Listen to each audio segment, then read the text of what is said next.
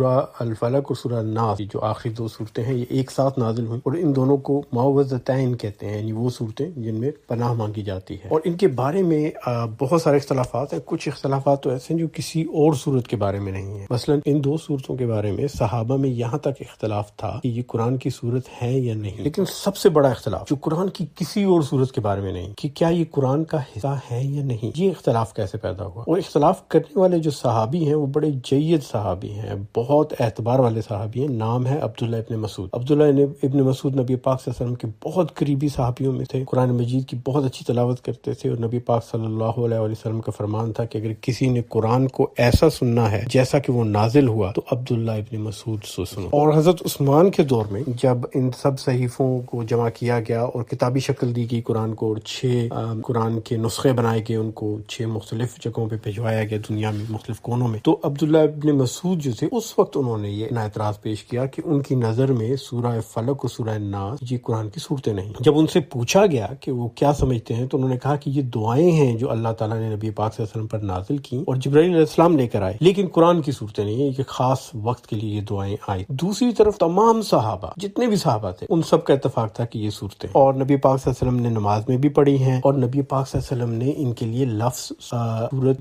استعمال بھی کیا ہے۔ مثلا عقبہ بن عامر رضی اللہ تعالیٰ عنہ کہتے ہیں کہ نبی پاک صلی اللہ علیہ وسلم نے کہا کہ تم یہ 2 صورتیں پڑھا کرو۔ اسی طرح عبداللہ بن عابس رضی اللہ تعالیٰ عنہ کہتے ہیں کہ ان کو بھی یہی کہا گیا، نبی پاک صلی اللہ علیہ وسلم نے فرمایا کہ یہ 2 صورتیں پڑھا کرو، قل اعوذ برب الفلق اور قل اعوذ برب الناس۔ ابی ابن کعب نے بھی اس بات کو بیان کیا ہے، اور حضرت عثمان نے جو صحیفے قرآن مجید کی 6 کاپیاں بنائیں ان کے اندر انہوں نے ان دونوں کو شامل کیا۔ تو سوال یہ پیدا ہوتا ہے کہ عبداللہ ابن مسعود کو یہ غلط فہمی کیوں ہے؟ اور اس کا جواب بالکل سیدھا سادہ ہے۔ عبداللہ ابن مسعود نے اپنے طور پہ اس بات کا تعین کر لیا کہ یہ دونوں جو سورہ فلق اور سورہ ناس کی دعائیں ہیں یہ صورتیں نہیں ہیں۔ کبھی انہیں موقع نہیں ملا نبی پاک صلی اللہ علیہ وسلم سے پوچھنے کا، جیسے عقبہ بن عامر، عبداللہ بن عابس، ابی ابن کعب نے پوچھا تو ان کو موقع نہیں ملا، یا ان کے ذہن میں شک ہی نہیں پیدا ہوا، ان کو یقین تھا کہ یہ دعائیں، تو انہوں نے کبھی پوچھا ہی نہیں۔ نبی پاک صلی اللہ علیہ وسلم نے اگر کبھی پڑھی بھی تو یہ سمجھے کہ یہ دعا کے طور پہ پڑھ رہے ہیں، صورتوں کے طور پہ نہیں پڑھ رہے، تو وہ اپنی اس بات پہ قائم رہے۔ صحابہ کے ساتھ کبھی اس کا ذکر بھی نہیں ہوا، ضرورت ہی پیش نہیں آئی، لیکن جب قرآن مجید کے نسخے بنائے جانے لگے تو اس وقت یہ معاملہ اٹھا اور انہوں نے اپنا مدعا بیان کر دیا۔